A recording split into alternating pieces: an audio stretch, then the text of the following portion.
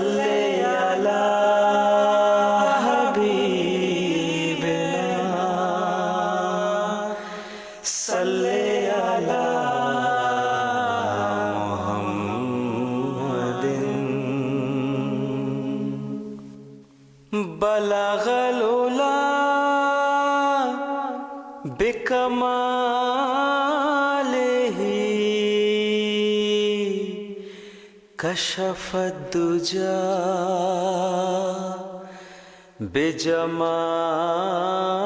बिजमालिही बलगल उला बिकमालिही कशफद दुजा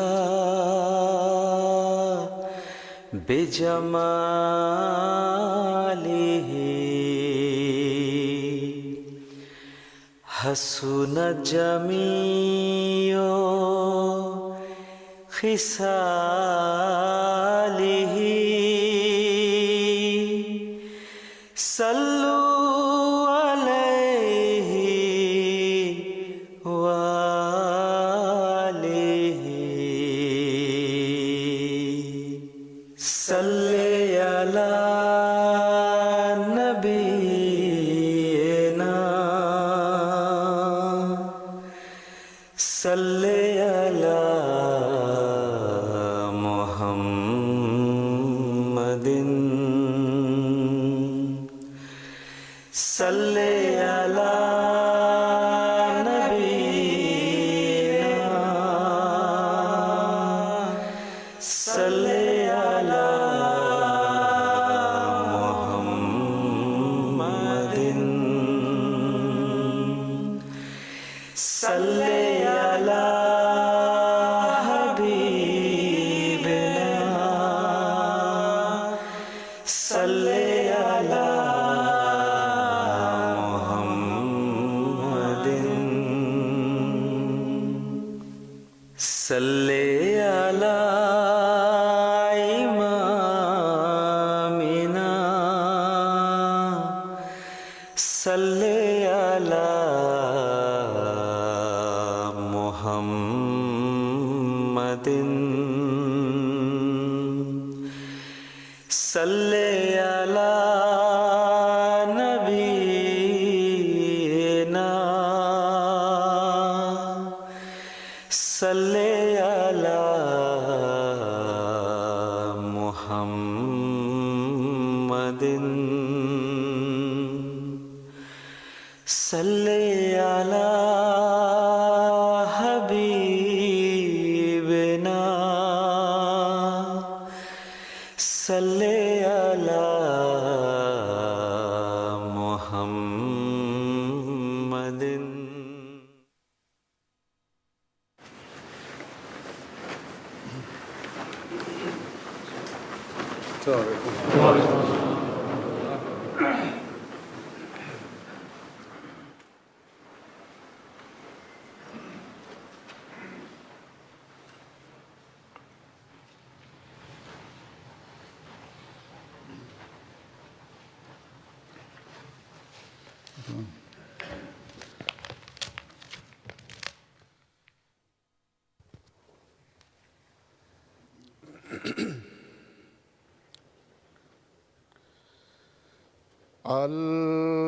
الله أكبر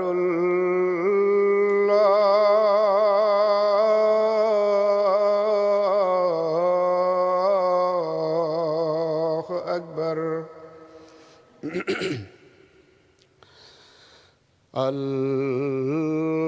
الله أكبر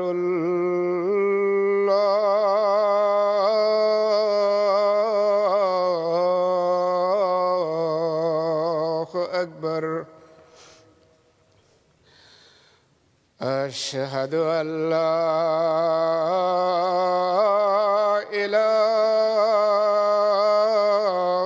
إله إلا الله أشهد أن لا إله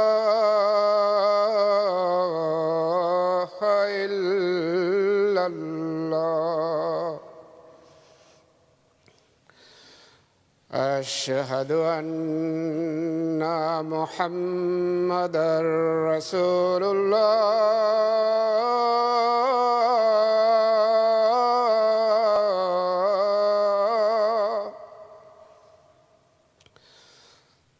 أشهد أن محمدا رسول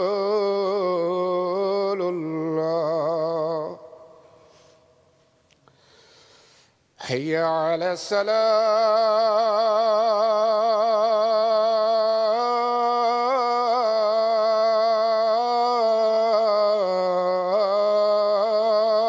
الصلاة حي على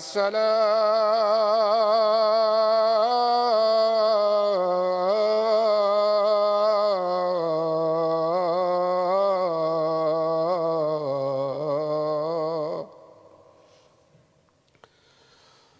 حي على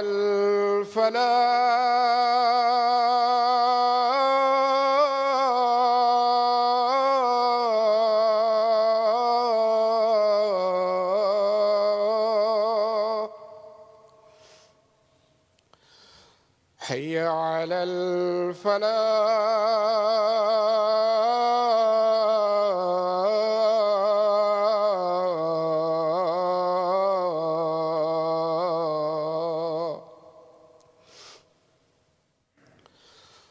الله أكبر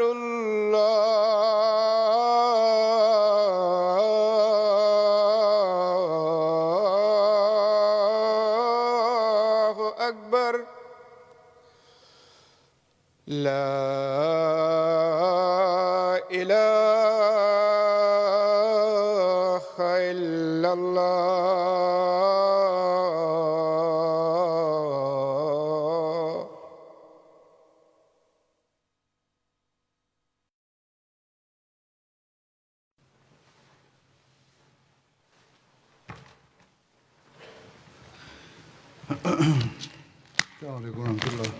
ওয়ালাইকুম আসসালাম রহমতুল্লাহ বরকাতুহ।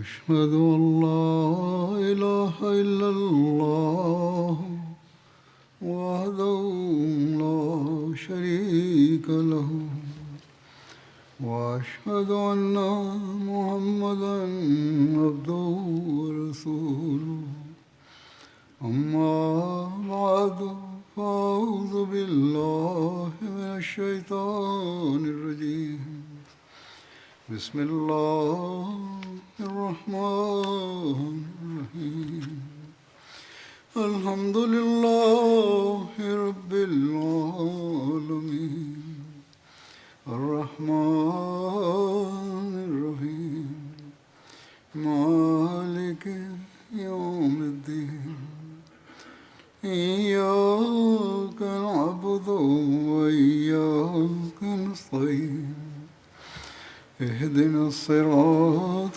المستقيم صراط الذين أنعمت عليهم غير المغضوب عليهم ولا الضالين আমিন।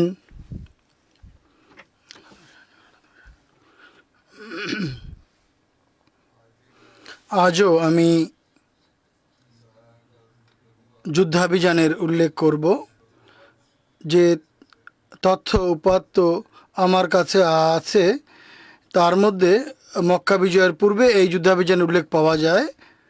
এরপরে আমি অন্য বিষয়ে বর্ণনা করব।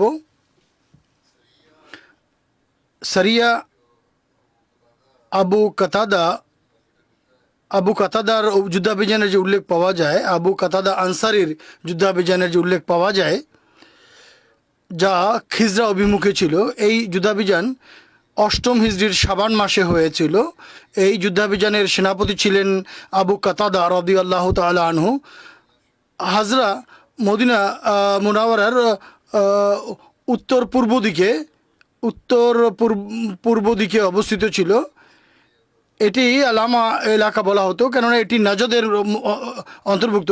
এখানে বনু গাতফানের একটি গোত্র খায়েশ বসবাস করত। বনু গাতফান ইসলামের শত্রুতায় উঠে পড়ে লেগেছিল, আর মুসলমানদের ক্ষতি করার জন্য কোনো সুযোগই তারা হাতছাড়া করতো না। নজদের এই এলাকা খাদরায় বসবাসত বনু গাতফানের গোত্রগুলো মদিনার সাম্রাজ্যের বিরুদ্ধে ষড়যন্ত্র করছিল। হাদরামি আসলামীর কর্তৃক বর্ণিত হয়েছে যে আমি হজরত সায়েকা বিন হারেসার কন্যাকে বিয়ে করি, যিনি যুদ্ধে শাহাদাত বরণ করেছিলেন। তিনি এই জগতে যা লাভ করেছিলেন তা এই সম্মানের চেয়ে বেশি প্রিয় ছিল না। আমি তার দেনমোহর 200 দিরহাম ধার্য করি, অথচ তখন আমার কাছে কিছুই ছিল না যা আমি তাকে দিতে পারি। আমি বললাম, এই দেনমোহর আল্লাহ এবং তার রসুলই পরিশোধ করার ব্যবস্থা করবেন। আমি মহানবী সাল্লাল্লাহু আলাইহি ওয়াসাল্লামের সমীপে উপস্থিত হই এবং এ সম্পর্কে তার সঙ্গে আলাপ করি। মহানবী সাল্লাল্লাহু আলাইহি ওয়াসাল্লাম বলেন, তুমি কত দেনমোহর ধার্য করেছো? আমি বললাম 200 দিরহাম। इसके হে আল্লাহ রসুল, তার দেনমোহর পরিশোধে আমাকে সাহায্য করুন। মহানবী সাল্লাল্লাহু আলাইহি ওয়াসাল্লাম বলেন, এখন আমার কাছে দেওয়ার মতো কিছুই নেই যা দিয়ে আমি তোমাকে সাহায্য করতে পারি, কিন্তু আমার সংকল্প আছে। আমি আবু কাতাদাকে কিছু সৈন্যসহ একটি যুদ্ধাভিযানে প্রেরণ করব। তুমি কি এই যুদ্ধাভিযানে যোগ দিতে চাও? আমি আশা করি আল্লাহ তাআলা তোমাকে তোমার স্ত্রীর দেনমোহর যুদ্ধলব্ধ সম্পদ হিসেবে দান করবেন। আমি বললাম, ঠিক আছে। এরপর আমরা যুদ্ধের জন্য যাত্রা করি। আমরা 16 জন ছিলাম এই যুদ্ধাভিযানে। হযরত আবু কাতাদা আমাদের সেনাপতি ছিলেন। মহানবী সাল্লাল্লাহু আলাইহি ওয়াসাল্লাম আমাদেরকে নজবের দিকে গাতফান গোত্র অভিমুখে প্রেরণ করেন এবং মহানবী সাল্লাল্লাহু আলাইহি ওয়াসাল্লাম আমাদের বলেন, রাতের বেলা সফর করবে আর দিনের বেলা লুকিয়ে থাকবে, আর অকস্মাৎ আক্রমণ করবে এবং নারী এবং শিশুদের হত্যা করবে না। এরপর আমরা যাত্রা করি, এমনকি আমরা গাতফানের এক পাশে গিয়ে বা গাতফানের কাছে গিয়ে উপস্থিত হই। যখন রাতের অন্ধকার নেমে আসে তখন আবু কাতাদা আমাদের উদ্দেশ্যে বক্তব্য দেন এবং আমাকে আল্লাহ তাআলাকে ভয় করার উপদেশ দেন এবং দুইজন করে জোড়ি সৃষ্টি করেন এবং বলেন, প্রত্যেক ব্যক্তি তার সঙ্গী থেকে যেন বিচ্ছিন্ন না হয় যতক্ষণ পর্যন্ত তাকে শহীদ না করা হয়, অথবা তার শহীদের সংবাদ আমাকে না দেন। এমনভাবে কোনো ব্যক্তি আমার কাছে আসবে না, আমি যদি তাকে জিজ্ঞেস করি যে কি খবর, তখন সে বলবে দ্বিতীয় ব্যক্তির সংবাদ আমি জানি না। যখন আমি তকবীর বলবো তখন তোমরাও উচ্চস্বরে তকবীর বলো, আর যখন আমি আক্রমণ করব তোমরাও আমার সঙ্গে একযোগে আক্রমণ করবে। আর পশ্চাৎ ধাবন করতে করতে অনেক দূরে চলে যেও না। যদি কেউ পালিয়ে যেতে চায় তাহলে তাদেরকে পালিয়ে যেতে দিও, পশ্চাৎ ধাবন করো না। যা হোক, আমরা সেখানে উপস্থিত লোকদেরকে অবরোধ করে ফেলি, ঘিরে ফেলি। হযরত আবু কাতাদা তার তরবারি বের করেন খাপ থেকে এবং তকবীর দেন এবং আমরা আমাদের তরবারিগুলো খাপ থেকে বের করি এবং তার সঙ্গে উচ্চস্বরে জয়ধ্বনি দেই, তকবীর করি এবং একযোগে সবার উপরে আক্রমণ করি। হঠাৎ আমি দেখি তাদের মধ্যে হতে এক ব্যক্তি উন্মুক্ত তরবারি নিয়ে ধীরে ধীরে হাঁটছিল এবং বলছিল, হে মুসলমান, আসো জান্নাতের দিকে। আমি তার দিকে ছুটতে আরম্ভ করি। সে কাফের ছিল। সে বলছিল, তোমরা জান্নাত পেতে চাও তো আসো আমার সাথে। সে জান্নাতে যাওয়ার কথা বলে আমাদেরকে নিয়ে হাসি ঠাট্টা করছিল। আমি বুঝতে পারছিলাম যে সে ফিরে আসবে। আমি তার পিছু চলতে থাকি। আমার সঙ্গী আমাকে বলে, তুমি অনেক দূরে চলে যেও না, আমাদের সেনাপতি আমাদেরকে খোঁজার জন্য বা আমাদেরকে অনেক দূরে যেতে বারণ করেছে, পশ্চাৎধাবন করতে বারণ করেছে। যা হোক, তিনি বলেন যে আমি ওই কাফেরকে ধরি এবং আমি তার উন্মুক্ত দেহের উপরে তরবারি নিয়ে তীর নিক্ষেপ করি এবং সে বলে, হে মুসলমান, তুমি জান্নাতের নিকটে পৌঁছে গেছো। এরপর সে তির্যক ভাষায় বলে। আমি পুনরায় তার প্রতি তীর নিক্ষেপ করি এবং তাকে হত্যা করি। আমি তার তরবারি নিয়ে নেই। আমার বন্ধু আমাকে ডাকছিলেন যে তুমি কোথায় চলে গেলে। আল্লাহর কসম, আল্লাহর শপথ, আমি আবু কাতাদার দিকে ছুটে যাই। তিনি আমাকে তোমার সম্পর্কে জিজ্ঞেস করেন। আমি তাকে বলি যে আমি বললাম যে আমির কি আমার সম্পর্কে জিজ্ঞেস করেছে? তিনি বলেন যে হ্যাঁ, জিজ্ঞেস করেছেন। তখন তিনি আমার প্রতি এবং তোমার প্রতি রাগ হচ্ছিলেন। তিনি আমাকে বলেন যে মুসলমানরা মালে গনিমত সংগ্রহ করছে এবং তাদের অধীনস্থ লোকদেরকে তারা যাকে বাগে পেয়েছে হত্যা করেছে। আমি আবু কাতাদা রাদিয়াল্লাহু তাআলা আনহুর কাছে যাই, তখন তিনি আমাকে তিরস্কার করেন, ভৎসনা করেন এবং আমি বলি আমি একজনকে হত্যা করেছি। তার বিষয়টি এমন ছিল আর সে এমন এমন কথা বলছিল। তারপর আমরা পশুপাল হাকাই এবং মহিলাদেরকে নিজেদের করতল করি এবং আমাদের তরবারি আমাদের সকাল হলে আমার উটের উপর থেকে রক্তবিন্দু ঝরছিল এবং এক মহিলা পিছন দিকে তাকিয়ে কাঁদছিল এবং দেখছিল। সে বলে, আল্লাহর কসম, আমি এক ব্যক্তিকে দেখছি, যদি সে জীবিত হতো তাহলে আমাদেরকে তোমার হাত থেকে ছাড়িয়ে নিত। আমার হৃদয়ে আসে যে ব্যক্তিকে আমি হত্যা করেছি আর এটি তার তরবারি যা আমার জিনের সঙ্গে ঝুলছে। সে বলে, আল্লাহর কসম, এটি তার তরবারির খাপ, অর্থাৎ আমার স্বামীর, অর্থাৎ সেই মহিলার কাছে তরবারি খাপ ছিল। তখন সে বলে, তুমি যদি সত্যবাদী হও তাহলে এই তরবারি খাপের মধ্যে প্রবেশ করবো, তা পুরো ফিট হয়ে যাবে। মহিলা কাঁদতে আরম্ভ করে। এই এমত অবস্থায় আমরা মহানবী সাল্লাল্লাহু আলাইহি ওয়াসাল্লামের সমীপে উট এবং ছাগল পাল নিয়ে আসি। এক রেওয়ায়েত অনুযায়ী সাহাবীরা পালটা আক্রমণ করে 200 উট, 1000 ছাগল এবং অনেক বন্দি নিয়ে আসে এবং বন্টন করা হয়। প্রত্যেকের ভাগে 12টি করে উট পড়ে। একটি উটকে 10টি ছাগলের সম পরিমাণ আখ্যা দেওয়া হয়। আরেক রেওয়ায়ত অনুসারে এই যুদ্ধাভিযানে 200 উট, 2000 ছাগল এবং অনেক বন্দি মালে গনিমত হিসেবে হস্তগত হয়েছিল বা মুসলমানদের হাতে এসেছিল। আবু কাতাদা যুদ্ধাভিযানের আরেকটি উল্লেখ রয়েছে। রমজান মাসের 8ম হিজরিতে জানুয়ারি 630 খ্রিস্টাব্দে হয়েছিল। মদিনা থেকে 36 মাইল দূরত্বে পূর্ব দিকে নাজদ অঞ্চলে একটি উপত্যকা আছে। গতফানের বনু হাদসা এখানে বসবাস করত। এই যুদ্ধাভিযানের কারণ হলো, যখন মহানবী সাল্লাল্লাহু আলাইহি ওয়াসাল্লাম মক্কা বিজয়ের জন্য মক্কা অভিমুখে রওনা হওয়ার সংকল্প করেন, তখন মহানবী সাল্লাল্লাহু আলাইহি ওয়াসাল্লাম হযরত আবু কাতাদা রাদিয়াল্লাহু আনহুকে এক উপত্যকার দিকে প্রেরণ করেন যা মদিনা থেকে পূর্ব দিকে অবস্থিত ছিল, মক্কা দক্ষিণ দিকে অবস্থিত ছিল, যাতে মানুষ বুঝতে পারে যে মহানবী সাল্লাল্লাহু আলাইহি ওয়াসাল্লাম মক্কার দিকে নয় বরং অন্য কোনো দিকে তিনি যাচ্ছেন। এক রেওয়ায়েত অনুসারে এই যুদ্ধাভিযানের নেতা ছিলেন হযরত আবদুল্লাহ ইবনে আবি হাদরাত ছিলেন এই যুদ্ধের সেনাপতি। হযরত আবু কাতাদার সাথে 8 জন সাহাবী ছিলেন, যাদের মধ্যে একজন ছিলেন হযরত মুহাইলেম বিন জুসামা লাইসি ছিলেন। হযরত আবদুল্লাহ আবি হাদরাত রাদিয়াল্লাহু তাআলা আনহু বর্ণনা করেন, যখন আমরা এলম গোত্রে উপত্যকায় পৌঁছি, তখন এক আশজাই নামক ব্যক্তি আমাদের কাছ দিয়ে যায়। সে আমাদের কাছে এসে আমাদেরকে ইসলামী রীতি অনুযায়ী সালাম দেয়। তখন মুসলমানরা তার উপরে হাত তুলতে চিন্তা করে, কেননা সে ইসলামী রীতি অনুসারে সালাম দিয়েছিল। ইসলামী শিক্ষা এটি যে সালাম দিলে উত্তম সম্ভাষণ করো। এই ব্যক্তির সাথে পূর্বে কোনো ঝগড়া ছিল, তাই তিনি এই ব্যক্তির উপরে আক্রমণ করে তাকে হত্যা করে ফেলেন এবং তার মালপত্র এবং উট নিজের করতলগত করে নেন। এছাড়া অন্য কোনো দলের সঙ্গে সাহাবীদের মুখোমুখি হয়নি, কেননা তাদেরকে শুধুমাত্র মুশরিকদের মনোযোগ অন্যদিকে নিবদ্ধ করার জন্য প্রেরণ করা হয়েছিল। তাই সাহাবীরা সেখান থেকে পরে ফেরত আসেন। এ সময় তারা সংবাদ পান যে মহানবী সাল্লাল্লাহু আলাইহি ওয়াসাল্লাম মক্কা অভিমুখে যাত্রা করেছেন। তাই তারাও সেদিকে নিজের ঘোড়ার মুখ ফিরিয়ে নেন এবং প্রতিমধ্যে গিয়ে মহানবীর সঙ্গে মিলিত হন। যখন তারা মহানবী সাল্লাল্লাহু আলাইহি ওয়াসাল্লামের কাছে আসেন, তখন এই যে একজনকে হত্যা করেছিলেন পুরো ঘটনা মহানবীকে খুলে বলেন।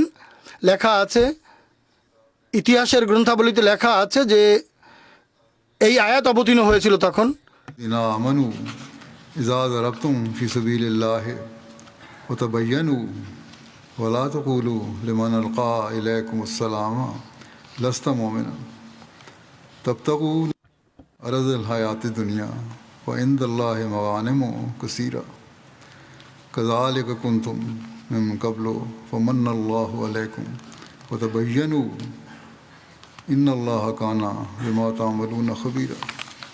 यानी है वो लोगो जो ईमान लाए हो। যারা ঈমান এনেছো, তোমরা যখন আল্লাহর পথে সফর করছো তখন ভালোভাবে যাচাই বাছাই করে নিও। আর যারা তোমাদের প্রতি সালাম করে তাদেরকে কথা বলো না যে তোমরা মোমেন নও। তোমরা যদি এই জাগতিক ধন সম্পদ চাও তাহলে আল্লাহর কাছে গনিমতের ব্যাপক সম্পদ আছে। এর পূর্বে তোমরা এমনই ছিলে, এরপর আল্লাহ তাআলা তোমাদের প্রতি কৃপা করেছেন। অতএব খুব যাচাই বাছাই করে নিও। তোমরা যা কিছু করো আল্লাহ সে সম্পর্কে খুব ভালোভাবে জানেন। সেই সাহাবী যা করেছিলেন আল্লাহ তাআলা এমনটি করতে বারণ করেছেন। কেউ যদি সালাম করে তাহলে তার প্রতি নির্দয় আচরণ করবে না, তার সালামের উত্তর দিবে না, এমন যেন না হয়, তাকে হত্যা করবে না, বারণ করেছেন। এই যুদ্ধাভিযানের কথাটি এমনভাবে উল্লেখ হয়েছে, অষ্টম হিজরিতে হয়েছিল। কিন্তু এই আয়াত সূরা নিসার আয়াত এবং সিরাত ইবনে কাসিরে লেখা আছে এই রেওয়ায়াতটি। আর সূরা নিসা সম্পর্কে অধিকাংশ লোকের মতামত এটি যে এটি হিজরতের তৃতীয় এবং পঞ্চম হিজরির মাঝামাঝি সময় অবতীর্ণ হয়েছে। হতে পারে যে এই ঘটনা জানাজানি হওয়ার পর বা ঘটনা সম্পর্কে অবহিত হওয়ার পর মহানবী সাল্লাল্লাহু আলাইহি ওয়াসাল্লাম এই আয়াতটি পাঠ করে অসন্তুষ্টির কথা জানিয়েছেন। যা হোক, মহানবী সাল্লাল্লাহু আলাইহি ওয়াসাল্লাম এই আয়াতের বরাতে তাকে এমন কাজ করতে ভবিষ্যতে বারণ করেছেন। এরপর ভবিষ্যতে বা আগামীতে ইনশাআল্লাহ মক্কা বিজয়ের আলোচনা আরম্ভ হবে আশা করছি। এখন আমি জামাতের একজন বুজুর্গ এবং একজন নিবেদিত নিষ্ঠাবান আলেম, খেলাফতের জন্য নিবেদিত প্রাণ, ধর্মের এক অতুলনীয় সেবকের উল্লেখ করব যিনি সম্প্রতি ইন্তেকাল করেছেন। একইভাবে আরেকজন নিষ্ঠাবান মুখলেস আহমদি যিনি সম্প্রতি আল্লাহর রাস্তায় বন্দী ছিলেন, সেখানেই তিনি নিহত হন। সাক্ষী সাবুদের আলোকে জানা যায় বা বোঝা যায় যে তিনি শাহাদাতের পদমর্যাদা পেয়েছেন। প্রথম স্মৃতি হচ্ছে সৈয়দ মীর মাহমুদ আহমদ নাসির সাহেবের। মোহাম্মদ ইসহাক সাহেবের পুত্র ছিলেন, মোহাম্মদ ইসহাক সাহেব রাদিয়াল্লাহু আনহুর পুত্র ছিলেন তিনি। সম্প্রতি 96 বছর বয়সে তিনি ইন্তেকাল করেছেন। ইন্না লিল্লাহি ওয়া ইন্না ইলাইহি রাজিউন। তিনি হযরত আম্মা জান হযরত নুসরত জাহা বেগম সাহেবার ভাতিজা ছিলেন। হযরত মুসলিম মাউদ এবং মরিয়ম সিদ্দিকা সাহেবার জামাতা ছিলেন। আর যেমনটি বলেছি, মীর মোহাম্মদ ইসহাক সাহেবের পুত্র এবং তার স্ত্রীর নাম ছিল সালেহ বেগম সাহেবা।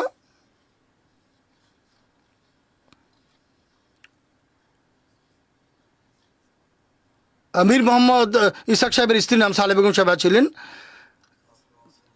হযরত মীর নাসির নওয়াব সাহেবের পৌত্র ছিলেন তিনি। তার মায়ের নামও সালেহা ছিলেন।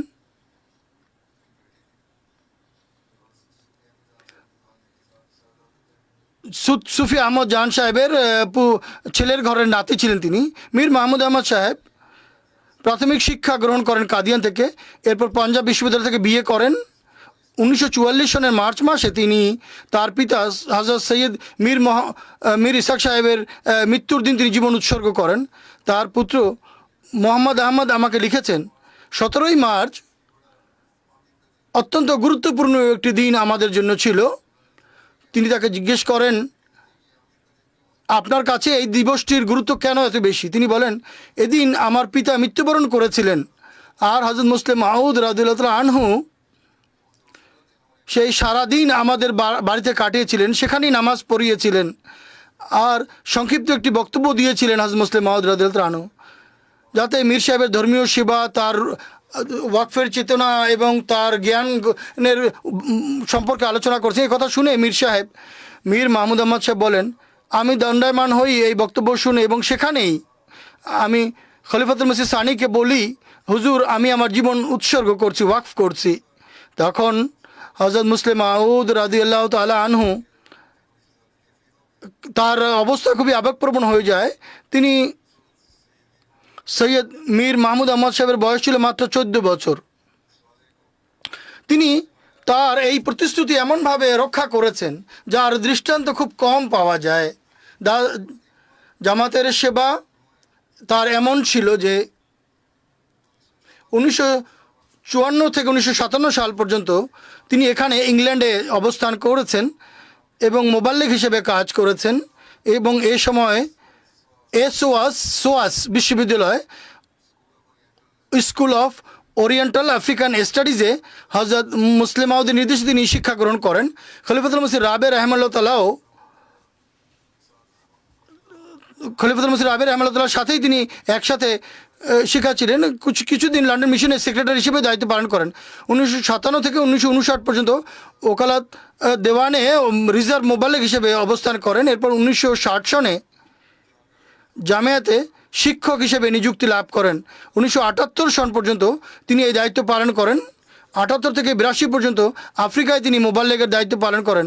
82 থেকে 86 পর্যন্ত স্পেনে জামাতের সেবা করার সুযোগ লাভ করেন। 86 থেকে 89 পর্যন্ত তিনি ওকিলুত তসনিফ হিসেবে জামাতের সেবা করেছেন। 86 থেকে 2010 পর্যন্ত জামিয়া আহমদিয়া রাবার অধ্যক্ষ হিসেবে তিনি সেবা করার দায়িত্ব লাভ করেছেন। 2001 পর্যন্ত তিনি জুলাই 2001 পর্যন্ত তিনি ওকিলুত তালিমও ছিলেন। একেবারে রিসার্চ সেলের ইনচার্জ ছিলেন। তিনি বিভিন্ন বিভাগের রিসার্চ ছিলেন। 2005-এ নূর ফাউন্ডেশন প্রতিষ্ঠিত হয়, এর সভাপতি নিযুক্ত হন এবং শেষ নিঃশ্বাস পর্যন্ত এই দায়িত্বে তিনি অধিষ্ঠিত ছিলেন। হযরত মুসলিম মাউদ রাদিয়াল্লাহু আনহু তাকে 3 জুন 1962 সনে মজলিসে ইফতার সদস্য নিযুক্ত করেছিলেন এবং 2রা নভেম্বর 1972 পর্যন্ত তিনি এর সদস্য হিসেবে দায়িত্ব পালন করেছেন। এরপর ডিসেম্বর 1989 সনে পুনরায় হযরত খলিফাতুল মসিহ রাবে রাহিমাহুল্লাহ তাকে ইফতার সদস্য নিযুক্ত করেন এবং তিনি আজীবন এতে প্রতিষ্ঠিত ছিলেন, এই দায়িত্ব পালন করেছেন। লন্ডনেও তিনি বিভিন্নভাবে জামাতের সেবা করার সুযোগ পেয়েছেন।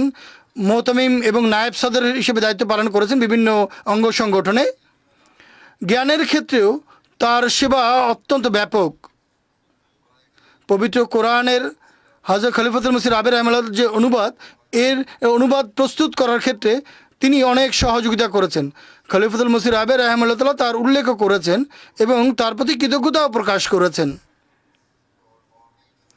রাবার যারা সহযোগী ছিলেন তাদের উল্লেখ করতে গিয়ে সুফি বাশারুর রহমান সাহেব, মৌলভী আব্দুল হক সাহেব, সৈয়দ আব্দুল হাই সাহেব, মৌলানা দোস্ত মোহাম্মদ সাহেব, জামিলুর রহমান রফিক সাহেব প্রমুখ এই সেবা করার সুযোগ পেয়েছেন। তাতে তিনি হুজুর কথাও বলেছিলেন যে মীর মাহমুদ আহমদ সাহেবও এই দলে অন্তর্ভুক্ত ছিলেন এবং আল্লাহ তাআলার কৃপায় তিনি অনবরত তারা আমার সঙ্গে কাজ করেছেন। হুজুর তাদের প্রতি কৃতজ্ঞতার অর্ঘ্য নিবেদন করেছেন, কৃতজ্ঞতা প্রকাশ করেছেন।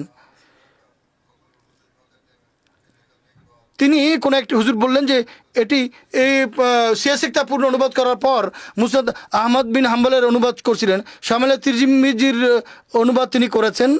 বাইবেল সম্পর্কে অনেকগুলো তিনি বিভিন্ন প্রবন্ধ লিখেছেন। বিভিন্ন পত্রপত্রিকায় এবং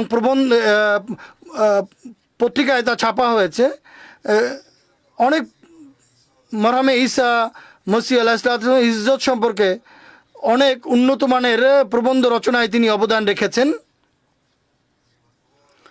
তার ছাপা এবং অপ্রকাশিত বই পুস্তকের সংখ্যা বা যে সিরাতুন নবী সাল্লাল্লাহু আলাইহি ওয়াসাল্লাম, কানা খুলুকুল কোরআন 3 খণ্ড রয়েছে। আমাদের প্রিয় রসুলের প্রিয় কথা এইটিও লিখেছেন। একইভাবে ছোট্ট একটি পুস্তিকা 365 দিন নামে প্রতিদিন নামাজের পর দরস দেওয়ার জন্য দিয়েছিলেন। ফিলিস্তিন থেকে কাশ্মীর পর্যন্ত এটা তিনি প্রবন্ধ আছে তার বা বই আছে। হযরত মসিহ মাউদ ইসলামের লেখার আলোকে তিনি সিরাতুন নবী সম্পর্কে তিনি বিভিন্ন তথ্যপত্র সংগ্রহ করেছেন, এখনও ছাপা হয়নি। সহিহ বুখারী থেকে বিভিন্ন বিষয় তিনি তরবিয়তি বিষয়বস্তু তিনি একত্রিত করেছেন। একইভাবে যখন পুরনো পোপ প্রশ্ন করেছিলেন সেই পোপের প্রশ্নের উত্তর তিনি দিয়েছিলেন, আপত্তির খণ্ডন করেছিলেন। মসজিদে বাশারাত স্পেনের ভিত্তিপ্রস্তর স্থাপন উপলক্ষে যে ভিত্তি পাথরের উপরে খলিফাতুল মসিহ সালেস দোয়া করেছিলেন সেই পাথরও মোহতারাম মীর সাহেব বহন করেছিলেন। একইভাবে মসজিদে বাশারাত স্পেনের উদ্বোধনের সময় তাকে এবং তার স্ত্রীকে সেবার সুযোগ দেওয়া হয়েছিল। খলিফাতুল মসিহ রাবে রাহিমাহুল্লাহ তাআলা এই উদ্বোধনের বক্তৃতায় উল্লেখ করেছিলেন। তার 1955 সনে জলসা সালানার উদ্বোধনের সময় হযরত খলিফাতুল মসিহ সানি রাদিয়াল্লাহু তাআলা আনহু বিয়ের এলান করিয়েছিলেন। 8টি বিয়ে ছিল, এর মধ্যে মীর মাহমুদ আহমদ সাহেব বিয়ের এলান করেন, যা হযরত খলিফাতুল মসিহ সানি তার কন্যা আমাতুল মতিন সাহেবার সাথে পড়িয়েছিলেন। এবং তাতে হযরত খলিফাতুল মসিহ সানি রাদিয়াল্লাহু তাআলা আনহু বলেছিলেন যে সাধারণ রীতি অনুযায়ী 29শে ডিসেম্বর হতো, কিন্তু এই নিকার মধ্যে কিছুটা ব্যতিক্রম আছে। প্রথমত, একটি বিয়ে হচ্ছে আমার মেয়ে আমতুল মতিনের, যা সৈয়দ মীর মোহাম্মদ ইসাক সাহেবের পুত্রের সাথে হচ্ছে বা ধার্য হয়েছে। এরপর এর বিস্তারিত তিনি বলেন এবং একথাও বলেছিলেন মুসলিম মাও যে মাহমুদ আহমদ এখন লন্ডনে বিয়ে পড়াশোনা করছে। যদি আল্লাহ তাআলা চায় তাহলে আগামী বছর মে মাসে সে ফেরত আসবে দেশে। আমি আমার 3 সন্তানকে, তিনি 3জন সন্তান উল্লেখ করেন। মাহমুদ আহমদ যিনি আমার জামাতা, তার নাম তিনি উল্লেখ করেন তিনি মীর মাহমুদ বলেনি, মাহমুদ আহমদ যিনি আমার জামাতা, এবং দাউদ আহমদ যিনি জামাতা সৈয়দ দাউদ আহমদ সাহেবের, এবং তাহের আহমদ যে তাহের আহমদের পুত্র খলিফাতুল মসিহ রাবে রহমাতুল্লাহ তাআলা উল্লেখ করেন। সেখানে ইংল্যান্ডে ছেড়ে আসি যেন তারা শিক্ষা গ্রহণ করেন এবং ভবিষ্যতে জামাতের সেবা করতে পারেন। তাদেরকে উপদেশ দিচ্ছি তারা যেন ইংরেজি ভাষায় দক্ষতা অর্জন করেন। এরপর তিনি বলেন, যদি ইংরেজি ভাষায় তারা দক্ষতা অর্জন করতে পারেন তাহলে, যেহেতু তারা 3জনই মৌলভী ফাজেল ডিগ্রি অর্জন করেছেন এবং তাদের আরবি শিক্ষা অত্যন্ত উন্নত মানের, যদি ইংরেজি শিক্ষা উন্নত মানের লাভ করতে পারেন তাহলে পবিত্র কোরআনের অনুবাদ এবং হযরত সাহেবের পুস্তক অর্থাৎ মসিহ মাউদ ইসলামের বই পুস্তকের অনুবাদ ইংরেজি ভাষায় করে জামাতের প্রকাশনার ক্ষেত্রে তারা সাহায্য করতে পারেন। তিনি বলেন, রিভিউ অফ রিলিজিয়ন্স পত্রিকার ক্ষেত্রেও রিভিউ অফ রিলিজিয়ন্সও এ বিষয়ে এর মুখোমুখি যেন খুব ভালো ইংরেজি জানার লোক থাকে। এই জন্য আমি সন্তানদের সেখানে রেখেছি। যদিও অসুস্থতা এবং দুর্বলতার সময় এত ব্যয়ভার বহন করা, 3জন পুত্র সেখানে, 2 জামাতা এবং 1 পুত্রকে সেখানে পড়ানো অনেক কঠিন, কিন্তু আমি মনে করেছি জামাতের সমস্যা আমার সমস্যার চেয়ে বড়। হযরত মুসলিম মাউদের সর্বদা এই চিন্তা থাকতো, জামাতের সেবায় সব ধরনের ত্যাগ স্বীকার করতে হবে। তাই তিনি সব ধরনের ত্যাগ স্বীকার করেছেন, নিজের সময় সম্পদ নিজের সন্তানদের কোরবানি করেছেন। হযরত খলিফাতুল মসিহ সালেস 1982 সনে তার সবচেয়ে বড় পুত্রের নিকাহ পড়িয়েছিলেন। তাতে সৈয়দ মীর মাহমুদ আহমদ সাহেবের উল্লেখ মীর মোহাম্মদ ইসাক সাহেব রাদিয়াল্লাহু তাআলা সন্তানদের প্রসঙ্গে উল্লেখ করতে গিয়ে মীর মাহমুদ আহমদ সাহেবের উল্লেখ করেছিলেন এবং বলেছিলেন যে আল্লাহ তাআলা তার দোয়া গ্রহণ করেছেন, অর্থাৎ মীর মোহাম্মদ ইসাক সাহেবের দোয়া আল্লাহ গ্রহণ করেছেন। এবং তাদের সঙ্গে নিজের ভালোবাসার সম্পর্ক দেখে হযরত মীর মোহাম্মদ ইসাক সাহেবের ভালোবাসা সন্তানদের প্রতি দেখে তার 3 সন্তানকে ওয়াকফ করার তৌফিক দিয়েছেন। 3জনের স্বভাব ভিন্ন ভিন্ন, যেভাবে প্রত্যেক মানুষই অন্য মানুষ থেকে ভিন্ন হয়ে থাকে, কিন্তু যে বিষয়ের প্রতি আমি অভিনিবেশ করেছি, খলিফাতুল সালেস বলেন, 3দের মধ্যে একটি জিনিস পাওয়া যায়, যা কিছু আল্লাহ তাআলা তাদেরকে দিয়েছেন, যতটুকু দিয়েছেন তার প্রতি মানুষের সন্তুষ্ট হওয়াই নয় এবং আনন্দিত থাকা উচিত। শুধু সন্তুষ্টই থাকবে না, বরং আনন্দিত থাকবে। তিনি বলেন, সৈয়দ মীর দাউদ আহমদ সাহেব তার নিজের একটা ধারণা ছিল, তার মধ্যে অনেক ভালো গুণ ছিল। মীর মাসুদ আহমদ সাহেব বর্তমানে দীর্ঘদিন যাবৎ ডেনমার্কে তবলিগের কাজ করছে, তার স্বভাব ভিন্ন, কিন্তু এই গুণ তার মধ্যে রয়েছে। এবং তার ছোট ভাই মীর মাহমুদ আহমদ, যার সন্তানের নিকার ঘোষণা আমি দিব, সে তার মতো করে ওয়াকফে জিন্দিগি, কিন্তু একটি জিনিস তাদের মধ্যে কমন, তারা সানন্দে থাকছে এবং আল্লাহ তাআলা তাদেরকে যা কিছু দিয়েছে বা জামাত যা কিছু দেয় তা গ্রহণ করছে, কারো কাছে তারা চায় না। এরপর তিনি বলেন, তাদের বাবার এই যে উত্তরাধিকার পুরো বংশের মধ্যে আছে। খোদা তাআলা মামুজানের অর্থাৎ আমার মামুজান মীর ইসাক সাহেবের সন্তানদের প্রতি অনেক ফজল করেছেন। এই জন্য জামাতের মাঝে এই দৃষ্টান্ত প্রতিষ্ঠিত হয়েছে এবং তারা জামাতের সামনে সবসময় আনন্দিত থাকেন, সানন্দে থাকেন। যারা সর্বদা আল্লাহ তাআলার প্রতি কৃতজ্ঞ বান্দা হয়ে তার মহিমা কীর্তন করত নিজেদের জীবনযাপন তারা করে থাকে। এরপর তিনি তাদের জন্য দোয়া করুন তাদের পরবর্তী প্রজন্ম যেন এই বিষয়গুলো অর্জনকারী হয়।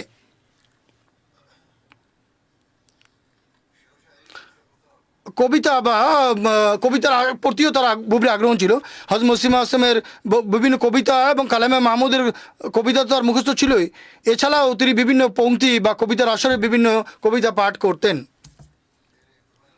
এরপর একবার তিনি মুরব্বীদের, যারা জামেয়ায় আসতে চায় এখনও আসেনি, যারা মুরব্বী হওয়ার আকাঙ্ক্ষা রাখেন, তাদের উপদেশ দিয়েছিলেন এবং তাদেরকে একটি কর্মপন্থা দিয়েছিলেন। খুবই চমৎকার কর্মপন্থা ছিল, এখনও মুরব্বীদের সামনে রাখা উচিত, বা যারা এখন জামেয়ায় ভর্তি হতে চায় তাদের এটি রাখা উচিত, বা যারা মেয়া এসে গেছে তাদেরও এটি রাখা উচিত।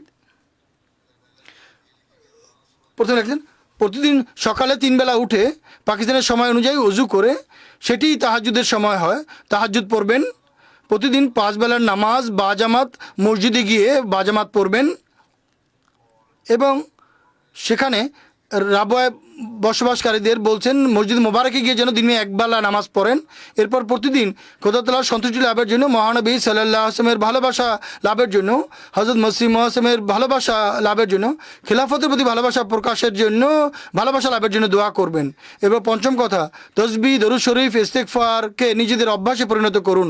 ষষ্ঠ কথা, হযরত সাহেবের সমীপে অর্থাৎ খলিফতুল মসিহ সমীপে ভালোবাসা এবং শ্রদ্ধার অর্ঘ্য নিবেদন করে চিঠি লিখবেন নিয়মিত।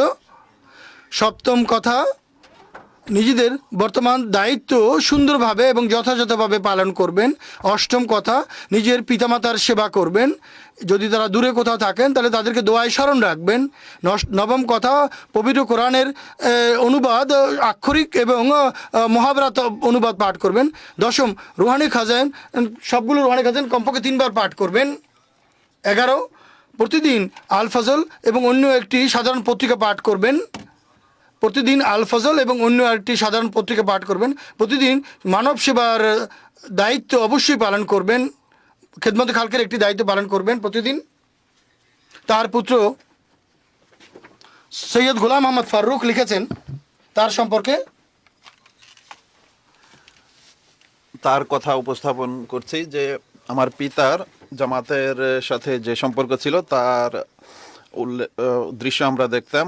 মসজিদে এক কোনায় তিনি যেভাবে বিগলিত চিত্তে নামাজ পড়তেন, আর যখন ঘরে থাকতেন তখনকার নামাজ তো আমরা জানি না, কিন্তু সেখানেও এক অদ্ভুত চিত্র ছিল নামাজের। এমন এক অকৃত্রিম সম্পর্ক ছিল যা মানুষের সামনে তিনি প্রকাশ করতে চাইতেন না, কিন্তু অনেক সময় প্রকাশ পেয়ে যেত। উদাহরণস্বরূপ তিনি লিখেছেন যে আমি আব্বার নোটবুক দেখছি, সেখানে প্রতিদিন আল্লাহ লেখা দেখতাম। গভীর মনোযোগ দিয়ে দেখলে বুঝতাম যে কলমে কালি যখনই ঢুকাতেন প্রথম শব্দ আল্লাহ লিখতেন তিনি, আর অনেক সময় ডায়েরিতে বহু লাইন জুড়ে শুধু আল্লাহই লেখা থাকতো। শেষ বছরগুলোতে নিজ ঘরে একটি লাইন লিখেছিলেন, মেরে আল্লাহ ফি আমু। তিনি বলেন যে ইটালিয়ান ভাষায় লেখা আছে টি আমু অর্থাৎ আই লাভ ইউ। আল্লাহ তাআলাকে তিনি লিখেছেন এটি। হামদে বারি তাআলা নামে একটি নজমও রয়েছে, সেখানে তিনি একটি পংক্তি লিখেছেন যে আমি যেন স্থায়ীভাবে তোমার দর্শন এবং তোমার বাক্যালাপ লাভ করতে পারি। অ্যাপেন্ডিসের অপারেশন হয় একবার, তখন আসসালামু আলাইকুম আওয়াজ আসে, এরপর ভালো হয়ে যান। তার ইবাদতের চিত্র তাল্লুক বিল্লাহর সাথে সম্পর্ক রাখে, এই দুটিকে পৃথক করা সম্ভব নয়। বহুবার নামাজে তাহাজ্জুদে দোয়া করার রীতি বলেন যে প্রথমে হামদে বারি বা আল্লাহর সাথে সম্পর্কের জন্য দোয়া করি। একদিন তিনি বলেন যে আমি প্রতিদিন তাহাজ্জুদে নিজ চাচা অর্থাৎ ডক্টর সৈয়দ মীর মোহাম্মদ ইসমাইল সাহেব রাদিয়াল্লাহু তাআলা আনহু এর পংক্তি পাঠ করি, যা চাচা যান তুম লিখেছিলেন, ইলাজে দর্দে দিল তুম হো হামারে দিল রুবা তুম হো, তোমারে মুদ্দা হাম হ্যায় হামারা মুদ্দা তুম হো, এই পংক্তি তিনি পাঠ করতেন। আর দোয়ার পদ্ধতিও তিনি উপস্থাপন করেন, যা এখন সংক্ষেপে উপস্থাপন করছি। তার পুত্র লিখেন যে আল্লাহর গুণকীর্তনের পর হযরত মসিহ মাউদ আলাইহিস সালাম এবং খোলাফা আর হজরত মুসলিম মাউদ এবং তার বংশধরদের প্রতি পৃথকভাবে, এরপর নিজ দাদা হজরত মীর নাসির নবাব সাহেব থেকে আরম্ভ করতেন আর ধীরে ধীরে নিচে যেতে থাকতেন। নিজ সন্তান, প্রথমে নিজের কন্যা এবং এরপর নিজ পুত্রদের জন্য হুকুকুল ইবাদের প্রথম মূল মাধ্যম দোয়াকেই মনে করতেন। খিলাফতের সাথে ভালোবাসা ছিলই, কিন্তু সবচেয়ে বেশি তার যে ভালোবাসা তা মহানবী সাল্লাল্লাহু আলাইহি ওয়াসাল্লামের প্রতি ছিল, এক বিশেষ ভালোবাসা ছিল। মহানবী সাল্লাল্লাহু আলাইহি ওয়াসাল্লামের সুন্নত অনুসরণের চেষ্টা করতেন। ছোট ছোট কথায় এই বিষয়টি প্রকাশ পেত। তিনি বলেন, তার পুত্র বলেন যে একবার এমন হয় যে তিনি কোনো একটি আরামদায়ক নয় এমন একটি চেয়ারে বসা ছিল, আমি আরেকটি আরামদায়ক চেয়ারে বসা ছিলাম। আমি সেখান থেকে উঠি এবং সেখানে বসতে অনুরোধ করি, কিন্তু তিনি তাতে বসেননি, কেননা মহানবী সাল্লাল্লাহু আলাইহি ওয়াসাল্লাম কাউকে নিজের স্থান থেকে উঠিয়ে বসতে নিষেধ করেছেন। তিনি বলেন যে তুমি আমার যদিও পুত্র, কিন্তু মহানবী সাল্লাল্লাহু আলাইহি ওয়াসাল্লামের সুন্নত বিরোধী, তাই আমি এটি করব না। রাস্তায় যাওয়ার সময় সর্বদা আগে সালাম দেওয়ার চেষ্টা করতেন। জুমার দিন এবং জুমার নামাজের পর, আসরের নামাজের পর দোয়াতে মশগুল থাকতেন এবং এই বিষয়টি অপছন্দ করতেন যে কেউ তার সাথে সেই সময় সাক্ষাৎ করতে আসুক, কেননা মহানবী সাল্লাল্লাহু আলাইহি ওয়াসাল্লাম বলেছেন যে এটি দোয়া গৃহীত হওয়ার সময় হয়ে থাকে। তিনি বলেন যে আমরা সন্তানরাও তার কাছে সেই সময় যাওয়া এড়িয়ে চলতাম। মহানবী সাল্লাল্লাহু আলাইহি ওয়াসাল্লামের মৃত্যুর দিন এবং জন্মদিন এবং হযরত মসিহ মাউদ আলাইহিস সালামের জন্মদিন এবং মৃত্যুর দিনে বিশেষভাবে দরুদ শরীফ অনেক বেশি পাঠ করার নসিহত করতেন এবং নিজেও অধিকাংশ সময় সুবহানাল্লাহি ওয়া বিহামদিহি সুবহানাল্লাহিল আযীম আল্লাহুম্মা সাল্লি আলা মুহাম্মাদিন ওয়া আলা আলি মুহাম্মাদিন পড়তে থাকতেন। তিনি বলেন যে আমি একবার কাদিয়ানে যাই, তখন আমাকে এই দোয়া লিখে দেন যে দারুল মসির প্রতিটি কক্ষে সর্বপ্রথম একবার আমার পক্ষ থেকে, অর্থাৎ মীর সাহেবের পক্ষ থেকে এই দোয়া পাঠ করবে আর হযরত মসিহ মাউদ আলাইহিস সালামের মাজারে মুবারকে গিয়েও দোয়া করবে। 1990 সনে তার উপর একটি মামলা হয়েছিল, যা মজলিসে শুরায় মত দেওয়ার বিষয় ছিল। 298 সেকশনে মামলা হয়েছিল, কিন্তু জজ বলে যে আপনি বক্তৃতায় মহানবী সাল্লাল্লাহু আলাইহি ওয়াসাল্লাম এবং সাহাবীদের অপমান করেছেন। তখন তিনি কঠোরভাবে তা অস্বীকার করেন জজের সামনে এবং বলেন যে আমাকে বলতেন যে আমার এই বিষয়ে অনেক কষ্ট ছিল, বা এই বিষয় এর কারণে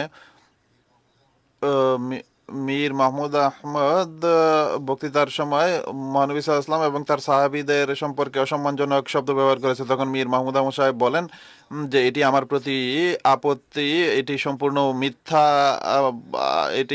মিথ্যা। আমি মহানবী সাল্লাল্লাহু আলাইহি ওয়াসাল্লাম এবং সাহাবীদের আন্তরিকভাবে সম্মান করি এবং তার রিসালাতের প্রতি পাকা ঈমান রাখি। আমি সৈয়দ এবং তার বংশধর, আর মিথ্যাবাদীদের প্রতি অভিসম্পাত করি। এটি জজের সামনে অনেক সাহসিকতার সাথে তিনি এই বিবৃতি দেন।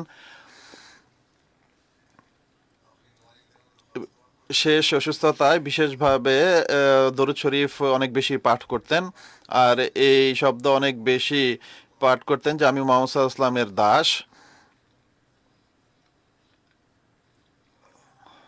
হযরত মসিহ মাউদ আলাইহিস সালামের সাথেও ভালোবাসার বহিঃপ্রকাশ হতো, এটিও অনন্য বৈশিষ্ট্য ছিল। তার পুত্র বলেন যে আমার স্মরণ আছে যে 1989 সনে একবার আল ফজলে জামাতের 100 বছর পূর্তি উপলক্ষে সিলসিলার বুজুর্গদের ইন্টারভিউ নেয়। তিনি শুধু এতটুকু বলেন যে হযরত মসিহ মাউদ আলাইহিস সালামের সবচেয়ে বড় মুজিজা এটি যে মানুষ এর জীবন্ত খোদার সাথে পুনরায় সম্পর্ক গড়েছেন। এই শব্দ ছিল বা বাক্য ছিল তার।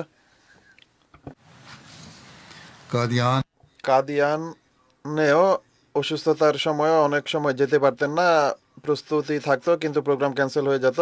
কিন্তু শেষ সময়ে পর্যন্ত একটি ভালোবাসা ছিল কাদিয়ানের সাথে। হযরত মসিহ মাউদ আলাইহিস সালামের মাজারে যাওয়ার একটি শখ ছিল, এই কারণে অনেক কষ্ট বরণ করে হলেও চলে যেতেন। অধ্যয়ন সম্পর্কে লেখা হয়েছে যে কোরআন শরীফ, বুখারী, রুহানি খাজাইনের অধ্যয়ন তার দৈনন্দিন অভ্যাস ছিল আর আমাদেরও এর নসিহত করতেন। যারা সাক্ষাৎ করতে আসতো তাদের অধ্যয়নের নসিহত করতেন। 1990 সনে যে মামলা হয়েছিল, চিনিওটের জেলখানায় ছিলেন এক রাত, সাক্ষাৎ করতে গেলে इब्राहिम अहमदी अल्लाह दो তিনি বলেন যে আমাকে বালতি মগ নিয়ে এসে দাও। তখন বলেন যে এত কঠিন বই তুমি কিভাবে পড়বে? আমার জন্য কোনো কঠিন বিষয় না, আমি পূর্বেও 5 বার এটি পড়েছি। তিনি তাকে উত্তর দেন। যা হোক, সেখানে ছোট জায়গা, গরমের দিন, তিনি খুব কষ্টে অতিবাহিত করেছেন একদিন হলেও, কেননা তার আহ, নম্র স্বভাব ছিল তার, যার কারণে এই বিষয়টি তার জন্য খুবই কষ্টদায়ক ছিল। কিন্তু তখনও হজরত মসিহে মাউদ আলাইহিস সালামের বই পড়ার চিন্তা ছিল তার। ধর্মীয় জ্ঞান, যেখানে ইসলাম ছাড়া ইহুদি এবং খ্রিস্টান ধর্ম সম্পর্কেও বেশ অভিজ্ঞ ছিলেন। কিছু বিষয়ে তিনি বিশেষভাবে অভিজ্ঞতা রাখতেন। ফিকা সম্পর্কে অভিজ্ঞ ছিলেন। সর্বদাই নসিহত করতেন যে কোরআন শরীফ, সুন্নতে রসুল, সঠিক হাদিস এবং হজরত মসিহ মাউদ আলাইহিস সালাম এবং তার খলিফাদের সাহিত্য থেকে জ্ঞান অর্জন করো। জাগতিক জ্ঞান, বিশেষভাবে বৈজ্ঞানিক বিষয়াদি অধ্যয়ন, ইতিহাসের পাঠ এবং অনুরূপভাবে হাইকিং সম্পর্কিত বিভিন্ন বই পড়তেন। ইংরেজি কবিদের কবিতা এবং উর্দু কবিদের কবিতাও পাঠ করতেন। অনেক কবিতা মুখস্থ ছিল। নিজের আইপ্যাডে কবিদের কবিতা শুনতেনও। ভাষা শেখার প্রতি আগ্রহ ছিল। উর্দু, ইংরেজি ছাড়া স্প্যানিশ, ইটালিয়ান এবং হিব্রু বিষয়ে বেশ অভিজ্ঞ হয়ে উঠেছিলেন। ইটালিয়ান প্রোগ্রাম তিনি টিভি এবং আইপ্যাডে রীতিমতো দেখতেন। এর কারণ ছিল তিনি হজরত মুসলিম মাউদ রাদিয়াল্লাহু তাআলা আনহু, তাকে হজরত মুসলিম মাউদ রাদিয়াল্লাহু তাআলা আনহু কোনো যুগে ইটালিয়ান ভাষা শেখার কথা বলেছিলেন, আর এই বিষয়টি বলেছিলেন যে হুজুর তাকে ইটালি প্রেরণ করবেন। তিনি বলতেন যে হুজুর আমাকে এই ভাষা শিখতে বলেছিলেন, তা মনসুখ করেননি, আর আজ পর্যন্ত এই নির্দেশ আমার জন্য রয়েছে, তাই আমি এটি জারি রাখবো। আর্থিক কুরবানি বিশেষ আগ্রহের সাথে করতেন। অনুরূপভাবে যাই তার অংশে সম্পদ পেয়েছেন তিনি তা থেকে দান করেছেন। আজকাল যিনি প্রিন্সিপাল, নাম বুঝতে পারেনি, তিনি লিখেছেন যে মীর সাহেব খুবই সরল সোজা জীবন যাপন করেছেন, বিনয়ী এবং নম্র স্বভাবের মানুষ, স্বল্পে তুষ্ট, তার উন্নত ও আদর্শ ছিলেন, অনেক বড় জ্ঞানী ব্যক্তি ছিলেন, তার কথা একান্ত সঠিক। মুফাসসিরও ছিলেন, মুহাদ্দিসও ছিলেন, জামাতে আহমদের ইতিহাসের প্রথম সৌভাগ্যবান আলেম, যিনি কোরআন শরীফের অনুবাদ করার পাশাপাশি এই পুরো সিয়াসিত্তা এর উর্দু অনুবাদ করার তৌফিক লাভ হয়েছে। মীর সাহেবের পুরো জীবন ইবাদত ছিল। তার রীতি ছিল কাজ, কাজ এবং কাজ। ছুটি শব্দটি তার অভিধানে ছিল না। মীর সাহেব নিঃসন্দেহে খিলাফতের আনুগত্য এবং খিলাফতের প্রতি ভালোবাসা আমাদের দেখিয়েছেন আর বুঝিয়েছেন। নিজ আমল দ্বারা দেখিয়েছেন যে খিলাফতের সম্মান কাকে বলে। একবার অসুস্থ ছিলেন, সাইকেলে 7:20 জামিয়া শুরু হতো, 7:20 পৌঁছে যেতেন। 2-3 বার সাইকেলেও গিয়েছেন। তার শরীর খারাপ ছিল, তাকে আমি বলি যে আপনি 10টা পর্যন্ত অপেক্ষা করুন, এরপরে জামিয়ায় যাবেন। তাও তিনি নির্দেশ মনে করেছেন, আর এরপর ঠিক 10টায় অফিসে পৌঁছে যেতেন।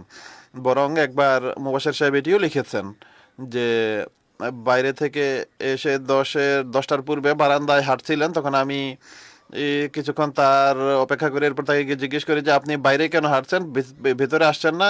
তিনি বলেন যে এখনো 10টা বাজেনি আর আমাকে যুগ খলিফার নির্দেশ হয়েছে যে 10টায় অফিসে যেতে হবে, তাই আমি 10টায় অফিসে প্রবেশ করব। এক অসাধারণ আনুগত্যের আদর্শ ছিলেন তিনি, একজন মডেল ছিলেন অনেক অফিসারদের জন্য এবং অধীনস্থদের জন্য। তানভীর নাসির সাহেব, মুরব্বী কাদিয়ান, তিনি লিখেছেন যে একটি স্মৃতি যা আমার সর্বদা তার বিষয়ে স্মরণ হয় বা আমার মনে বিরাজ করে, তা হলো একদিন কাদিয়ানে মসজিদ মুবারকে আমি বসা ছিলাম, তখন মীর সাহেব মসজিদের প্রথম লাইনে হাঁটছিলেন। তার এই হাঁটা এবং দোয়া পড়তে থাকা আমার কাছে খুব ভালো মনে হলো এবং আমি খুবই আনন্দিত বা আনন্দের সাথে তা দেখছিলাম। কিছুক্ষণ পর আমি সাহস করে সামনে গিয়ে নিবেদন করি যে আপনি মসজিদের প্রথম লাইনে কেন হাঁটছেন?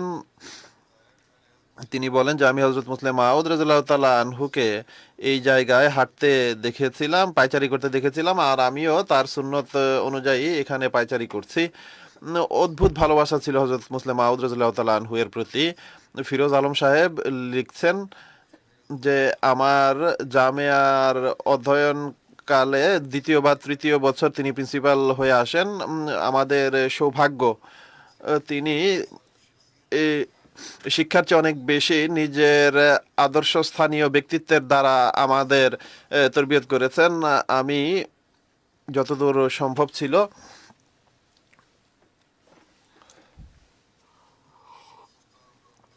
তার ক্লাস মনোযোগ দিয়ে শুনতাম এবং তার উপর আমল করার চেষ্টা করতাম। তিনি আমাদের মুওয়াজানা মাযাহিব পড়িয়েছেন।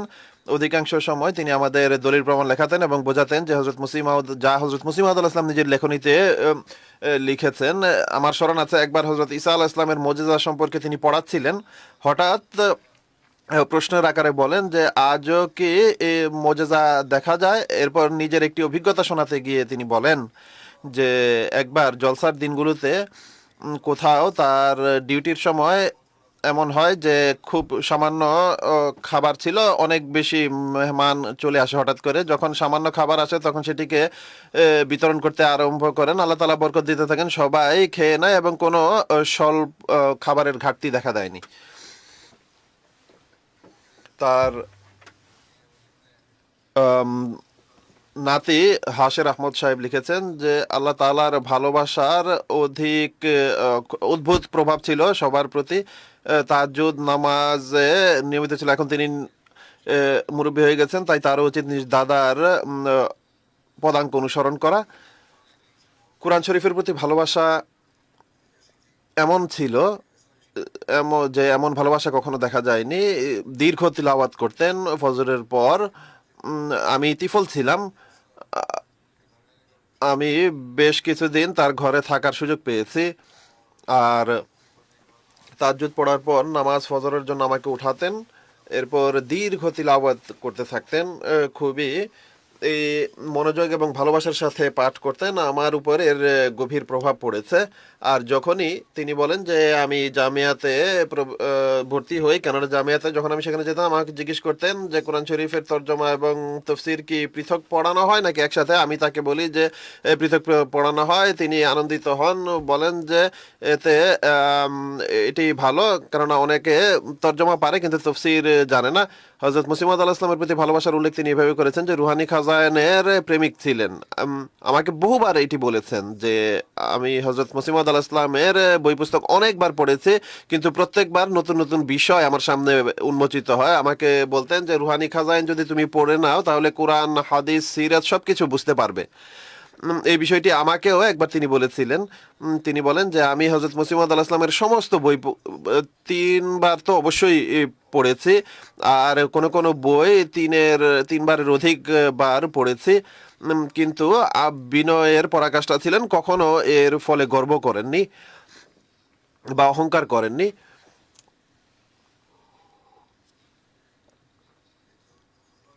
একবার খুতবা শুনছিলেন ঘরে, হঠাৎ কারেন্ট চলে যায়। রাবুয়াতে অনেক সময় কারেন্ট চলে যায় বা পাকিস্তানে চলে যায়, টিভি বন্ধ হয়ে যায়। তখন টিভি বন্ধ হয়ে গিয়েছিল, আমি ছোট ছিলাম, আমি উঠে চলে যেতে চাইলে তিনি বলেন যে বসো, তুমি জানো না যে কখন কারেন্ট চলে আসবে আর বিদ্যুৎ চলে আসবে আর খুতবা শুরু হয়ে যাবে আর তুমি কোনো অংশ মিস করবে। এটি সহ্য করতে পারতেন না যে, এবং বলেন যে বসো, দোয়া পড়তে থাকো, যাওয়ার অনুমতি নেই, এতে অনেক বরকত সৃষ্টি হয়। একবার কোনো ফাংশন ছিল যেখানে আমার বক্তৃতা হওয়ার ছিল, তিনি জানতে পারেননি এবং শুনতে পারেননি। এমটিএল চালান, ততক্ষণে শেষ হয়ে গিয়েছিল বক্তৃতা। কোনো খাদেমের আইপ্যাডে তাকে দেয় যখন আমি আসি তখন উর্দু অন্য ভাষায় চলছিল, তাই শুনতে থাকেন, কিন্তু আমি যখন আসি তখন আমি তাকে উর্দু ভাষায় তা চালিয়ে দেই, তখন আমাকে আমার প্রতি কৃতজ্ঞতা জ্ঞাপন করেন। শিশুদের বা সন্তানদের সাথেও কৃতজ্ঞতা জ্ঞাপন করতেন। আমির সফির সাহেব, এডিটর, রিভিউ অফ রিলিজিয়ন, লিখেছেন যে আমি তার সাথে সাক্ষাৎ করেছি, আমি অসাধারণ ব্যক্তিত্ব হিসেবে পেয়েছি। আমি যখন আসি তখন তিনি আমাকে বলেন যে বরং আমি স্বয়ং তাকে বলেছিলাম, আমির সাহেবকে, যে আপনি আলেমদের বলবেন যে তারা যেন রিভিউর জন্য বিভিন্ন প্রবন্ধ লেখে, এবং আমি কয়েকজন আলেমের নামও বলেছিলাম, তার মাঝে আমি মীর মাহমুদ আহমদ সাহেবের নামও নিয়েছিলাম। তো তিনি বলেন যে তখন আমি জানতে পারি যে তিনি পাকিস্তানে ছিলেন, তো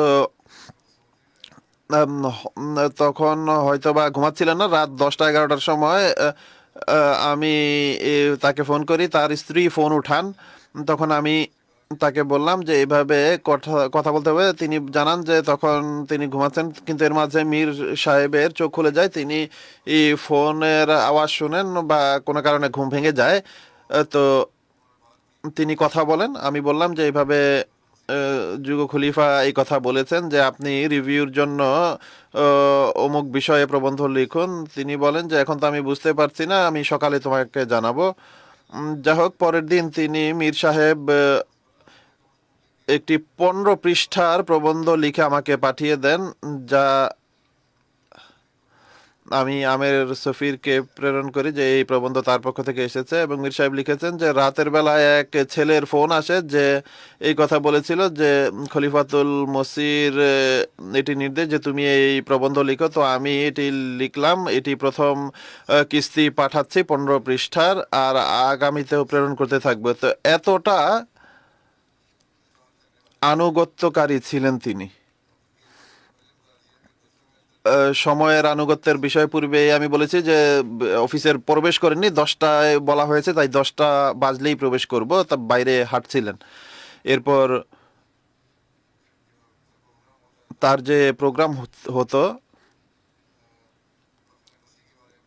কাফনে মসি বা মসির কাফন সম্পর্কে বা প্রদর্শনী আয়োজন হতো, তাতেও অংশ নিতেন প্রতি বছর। আর হজরত মসিহ মাউদ ইসলামের শিক্ষার আলোকে, শিক্ষামালার আলোকে এই পুরো বর্ণনা তিনি দিতেন এবং বলতেন যে আমির সফির সাহেব লিখেছেন যে তিনি বলতেন মুরব্বীরা যখন কোনো জ্ঞানগর্ভ বিষয়ে অধ্যয়ন করে তখন জামাতের দিকটি ছেড়ে জাগতিক উদ্ধৃতির প্রতি অধিক জোর দেয়, কিন্তু তার রীতি ছিল সর্বপ্রথম হজরত মসিহ মাউদ আলাইহিসসালামের লেখনী থেকে সেটি বোঝার চেষ্টা করা, সেই বিষয়ে জ্ঞান নেওয়ার চেষ্টা করা, আর এরপর জামাতের বাইরের উদ্ধৃতি সমূহ উপর জোর দেয়া বা মনোযোগ দেয়া। তিনি বলেন যে মীর সাহেব একান্ত নির্ভরতার সাথে বা আত্মবিশ্বাসের সাথে বড় বড় শ্রাউড সম্পর্কে যারা অভিজ্ঞ ব্যক্তি রয়েছে তাদের সামনে হজরত মসিহ মাউদ আলাইহিস সালামের ভাষ্য তুলে ধরতেন। রিভিউ অফ রিলিজিয়ন্সের টিম বেশ দীর্ঘদিন থেকে এতে যে রিসার্চ হয়েছিল তার ঘটনা, রিভিউ অফ রিলিজিয়ন্স টিম বিভিন্ন দীর্ঘ সময় থেকে এই বিষয়ের গবেষণা করছিল। তার কথা ছিল শ্রাউড সম্পর্কিত পুরো জ্ঞান যেন জামাতের সামনে উপস্থাপন করা যায়, কিন্তু মীর সাহেব এর ধারণা ভিন্ন ছিল। তার রীতি ছিল যে হজরত মসিহ মাউদ আলাইহিসসালাম যা জোর দিয়েছেন মারহামে ঈসার প্রতি, আর হজরত মসিহ মাউদ আলাইহিস সালামের দৃষ্টিভঙ্গিকে যেন ভিত্তি করা হয় এবং বাকি দিকগুলোকে যেন পরোক্ষ বিষয় মনে করা হয়। আর তিনি বারবার এটি বলতেন যে মারহামে ঈসার বিষয়টি সেই চাবি যা ঈসার মৃত্যুর বিষয়ে সবচেয়ে গুরুত্বপূর্ণ।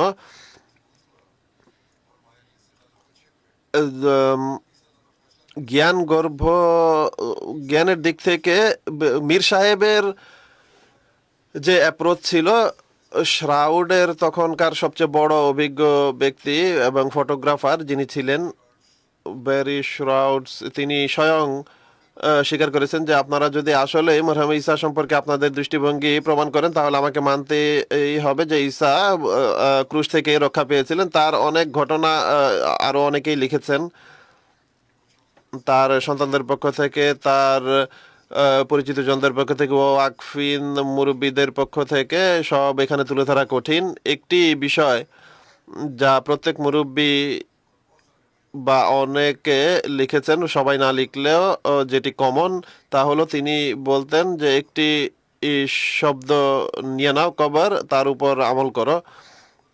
আর সেই কবরের অর্থ তিনি এটি বলতেন যে কাফ দ্বারা কোরআন, বেদ দ্বারা বুখারি হাদিসের গ্রন্থ, আর রে দিয়ে রুহানি খাজাইন। তিনি বলতেন যে যদি এগুলো সম্পর্কে তোমরা অভিজ্ঞ হয়ে ওঠো, এগুলোর উপর আমল করার চেষ্টা করে, এ থেকে জ্ঞান অর্জনের চেষ্টা করে, এ থেকে রুহানিয়ত শেখার চেষ্টা করে, তাহলে তোমরা নিজেদের উদ্দেশ্য অর্জনে সফল হবে বা হতে পারবে।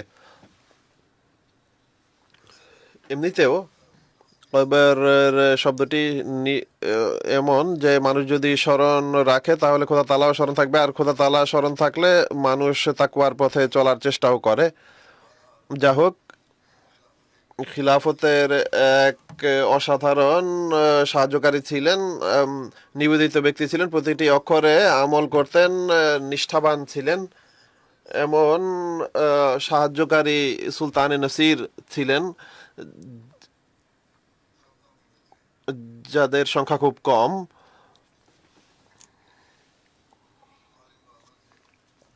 আলেম বা আমল ছিলেন।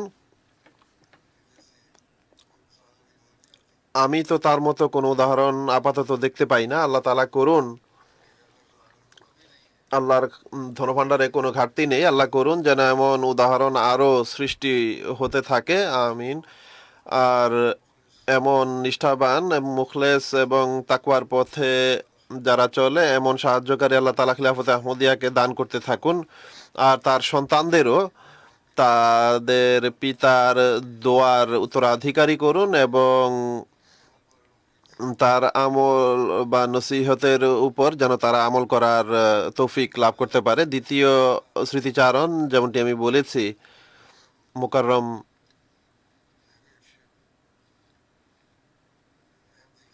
একজন আহমদীর যিনি মৃত্যুবরণ করেছেন, ডক্টর তাহের মাহমুদ সাহেব করাচির ছিলেন, গোলাম রসুল সাহেবের পুত্র।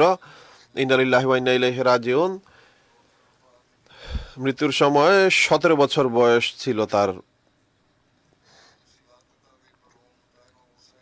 মরহুম তাহের মাহমুদ সাহেব মালির কানুন করাচি, এজাজ হোসেন সাহেব এবং ইয়াজ হোসেন সাহেবের সাথে মালির কলোনি করাচিতে নিজেদের মসজিদে জুমার নামাজে পড়ার বিষয়টিকে চার্জ করে পুলিশ মামলা করে এবং তাদেরকে গ্রেপ্তার করে। প্রথমে গ্রেপ্তারের পূর্বে জামানত করা হয়েছিল, কিন্তু পরবর্তীতে জামানত মনসুখ করা হয় এবং তাদেরকে গ্রেপ্তার করে নিয়ে যাওয়া হয়। এর মাঝে যখন জামানতের জন্য আদালতে ছিলেন তখন বিরোধীদের মিছিল এবং বিরোধী উকিলরা তাদের উপর আক্রমণ করে, তাদের উপর বিভিন্ন হুমকি ধমকি দেয়া হয় বা তাদেরকে ধমকি দেওয়া হয়। এমনকি পুলিশের একজন মিছিলের উদ্দেশ্যে বলে যে তাদেরকে গুলি করে দাও, এবং পুলিশ স্টেশনও তাদের উপর টর্চার করা হয়। হজরত মুসিমাদ আল ইসলাম এবং খলিফাদের বিরুদ্ধে অপালাপ করতে জোর করা হয়, কিন্তু তারা তাদের নিজেদের ইমানের উপর অবিচল থাকেন। এরপর তাদেরকে জেলে প্রেরণ করা হয়। জেলেও 2 মাস অবস্থান করেন। আর মৃত্যুর কয়েকদিন পূর্বে তার ফুসফুসে ইনফেকশনের কারণে জেলে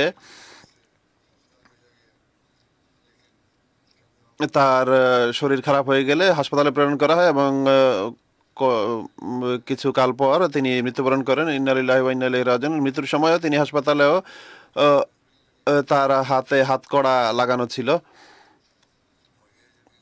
আর তার মৃত্যু টর্চারের কারণে হতে পারে, কেননা অনেক জায়গায় আহত হয়েছেন, আর হতে পারে এটাই মূল কারণ ছিল। এই দিক থেকে উম, আম, আম, বন্দি অবস্থায় টর্চার সহ্য করেছেন, আদালতের সামনেও মার খেয়েছেন। আর এই যে এ, কারণগুলো, এগুলোর প্রেক্ষিতে তিনি শাহাদাতের মর্যাদা পেয়েছেন এবং তিনি শহীদদের দলভুক্ত হবেন।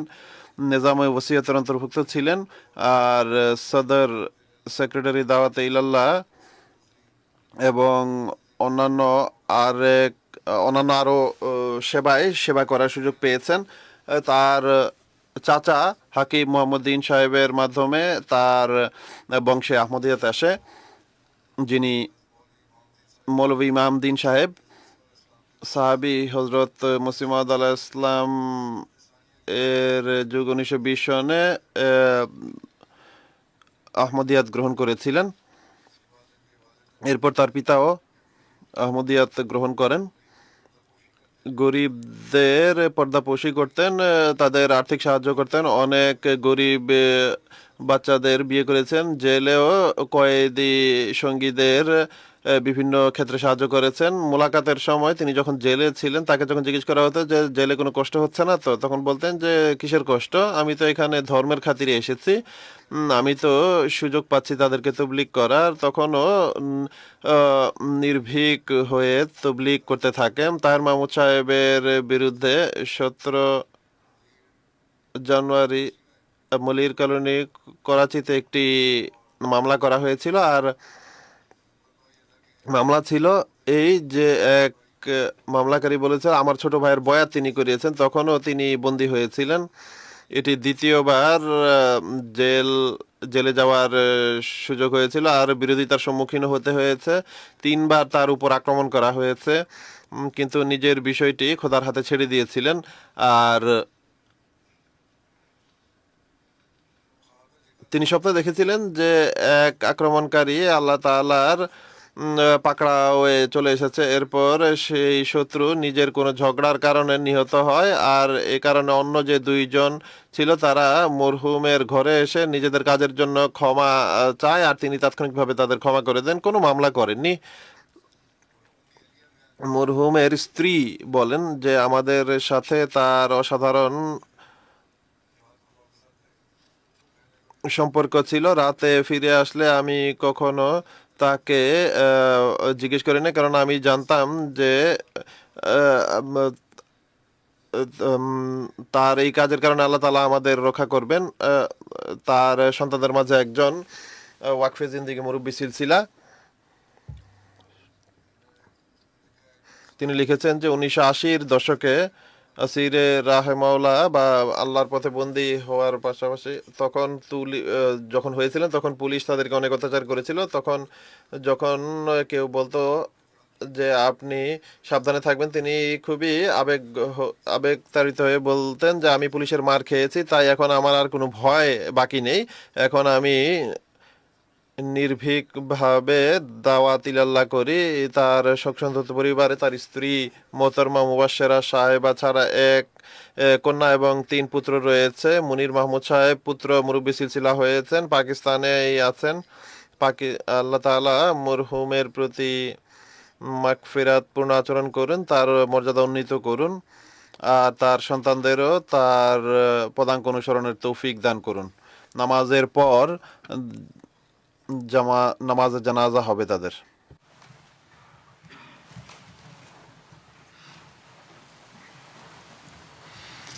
আলহামদুলিল্লাহ নাহমাদুহু ওয়া নাস্তাঈনুহু ওয়া নাস্তাগফিরুহু ওয়া নু'মিনু বিহি ওয়া নাতাওয়াক্কালু আলাইহি ওয়া নাউযু বিল্লাহি মিন শুরুরি আনফুসিনা